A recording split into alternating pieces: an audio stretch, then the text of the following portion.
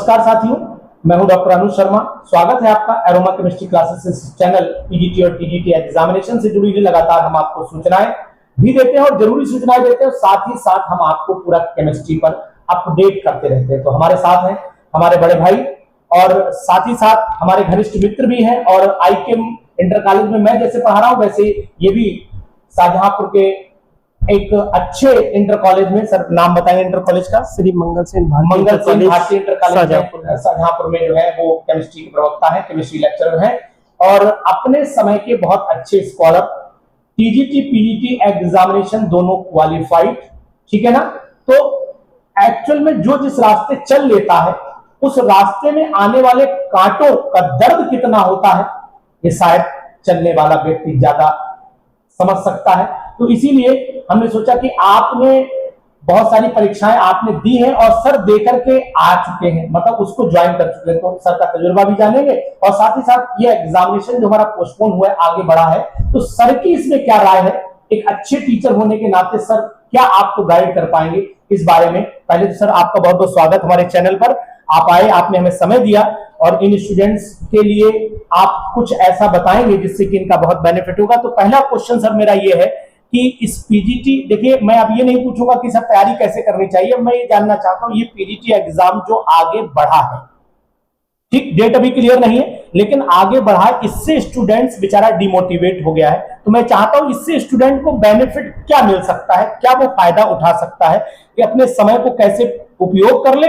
और कभी कभी जो होता है कुछ कमियां भी इंसान के लिए अच्छाइयां बन जाती हैं, कभी कभी कुछ विरोध भी उसके जो है अवरोध को रोकने में, मतलब जो अवरोध बनता है हाँ तोड़ देता है। जी बताएं सर। सभी लोगों को सादर प्रणाम। थोड़ा सा सभी लोगों को उपस्थित, सभी इस चैनल पे उपस्थित सभी लोगों को मेरा सादर प्रणाम है। और जैसा कि सर आपने कहा है कि परीक्षा लेट हो गई है जी जी, और परीक्षा लेट होने के बाद आयोग ने नई तारीखें भी नहीं अनाउंस करी हैं जी।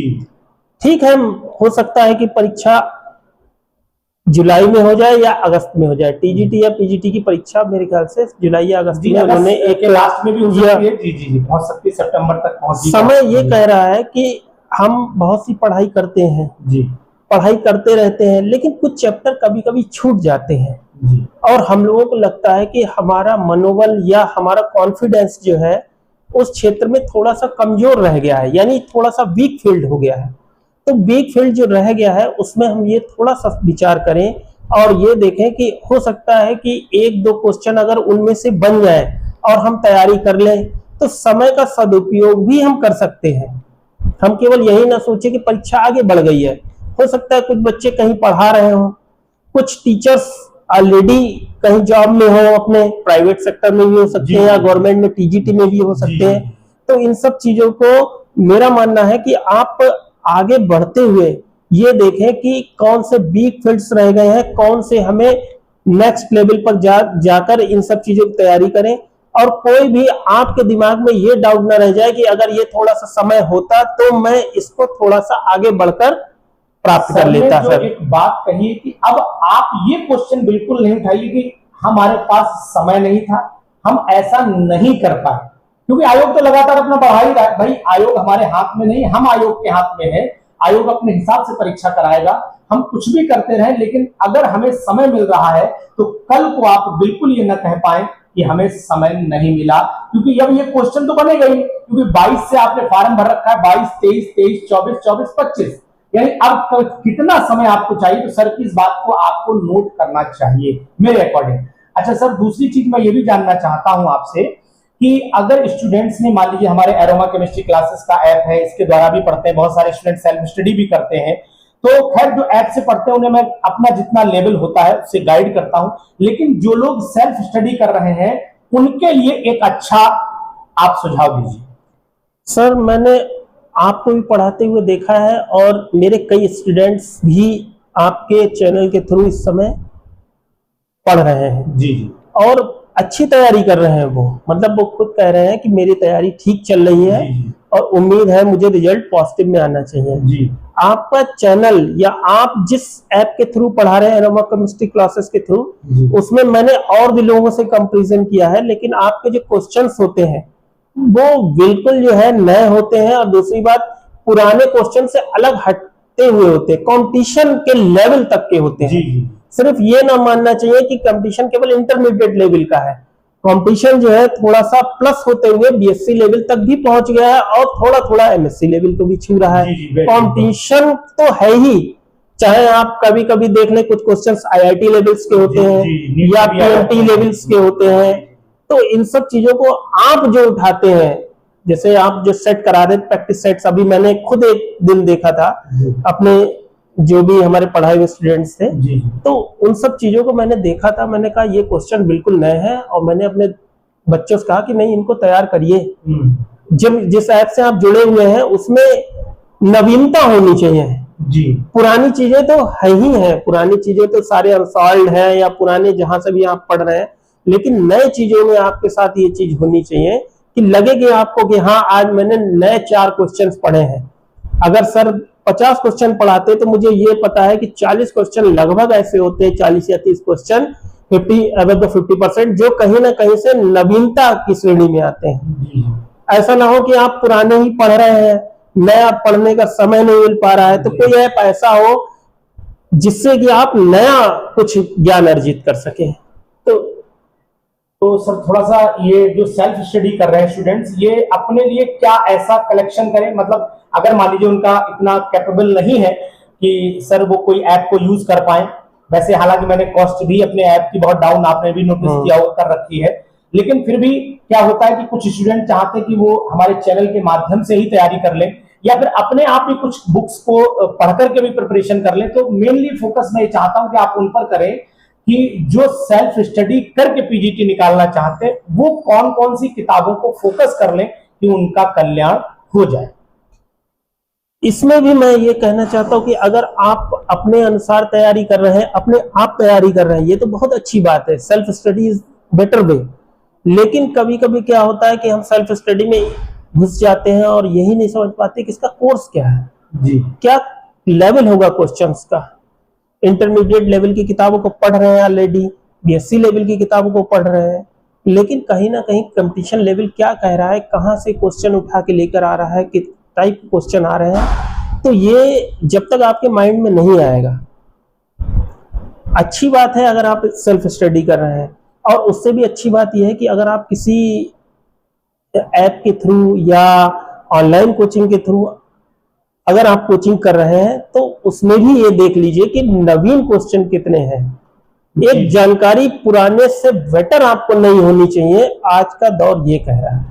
चलिए सर, ये तो आपका एक बहुत अच्छा सुझाव था बच्चों के लिए कि क्वेश्चंस को अपडेट आपको करते रहना है, यानी कि पुराने क्वेश्चंस की तरफ ज्यादा भागना नहीं, हालांकि रिवाइज करना है उन्हें, लेकिन नए क्वेश्चंस का भी मॉडिफिकेशन देखते रहना, क्योंकि पेपर लगातार 2013 से आप देख रहे हैं 13, 16 मॉडिफाई हो रहा है सर, हाँ 21, ये सब मॉडिफाई हो रहे हैं, अपडेटेड पेपर्स आ रहे हैं एग्जामिनेशन में, तो उसका आपको बहुत ख्याल रखना है। और साथ ही साथ सर दूसरी चीज ये भी बताएं आप बच्चों को कि अंतिम चरण, ये अंतिम दौर ही कहूंगा, हालांकि पेपर रुका लेकिन है तो अंतिम दौर, लास्ट स्टेज है, लास्ट स्टेज है। अब कितना आगे खींचेगा, बहुत ज्यादा तो नहीं खींच पाएगा, लेकिन बहुत ज्यादा 3 महीने बच्चों के पास में मान के चलता, 2 महीने तो है ही, इन हैंड 2 मंथ है, तो 2 महीने में मैं चाहता हूं कि आप कुछ ऐसे टिप्स दे दीजिए कि ये बच्चे उनको गुरु मंत्र मान करके ग्रहण कर लें। इन लास्ट 2 मंथ में सबसे पहले तो आप ये ना प्रयास करें कि नहीं मुझे बहुत पढ़ना है जी, वेरी गुड। सबसे पहले तो ये है कि आप जो पढ़ चुके हैं उस पर आपकी कमांडिंग पोजीशन होनी चाहिए। आप जो क्वेश्चन करना चाह रहे हैं उसमें ये ना हो कि आप लगाना चाह रहे हैं ए ऑप्शन और आपके माइंड में चल रहा है बी ऑप्शन। बिल्कुल कंफर्मेट हो जाइए कि नहीं यही मेरे को पढ़ना है और ये अगर एग्जाम में आया तो यही करना है जी।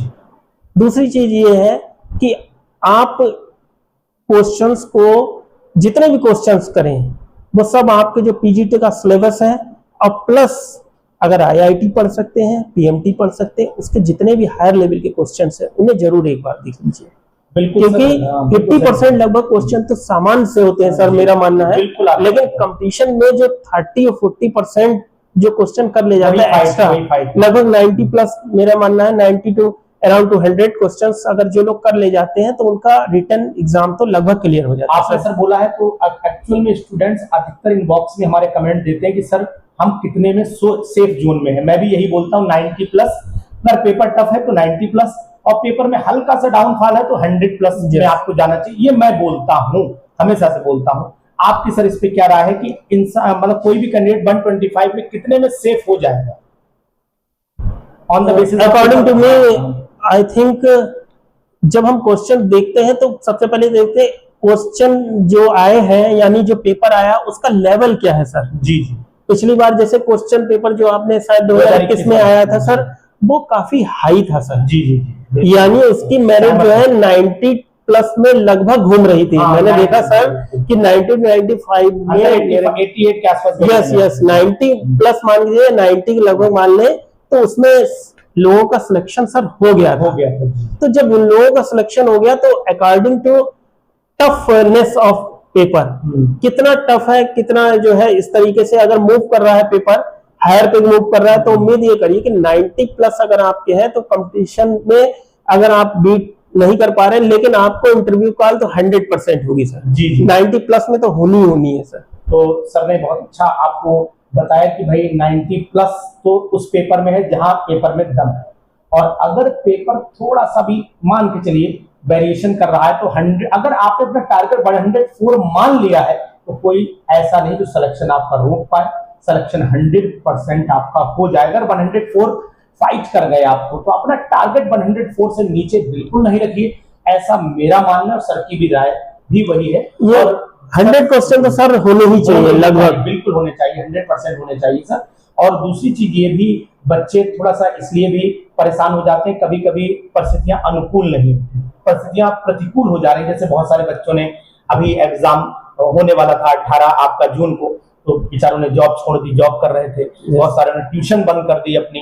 तो हालांकि मुझे बहुत दर्द हुआ कि उन्हें, क्योंकि लगा कि यार अब एग्जाम हो जाएगा, मैं इसी पे दाव लगा दूं पूरा अपना, और हर इंसान चाहता है कि वो क्वालिफाई हो जाए।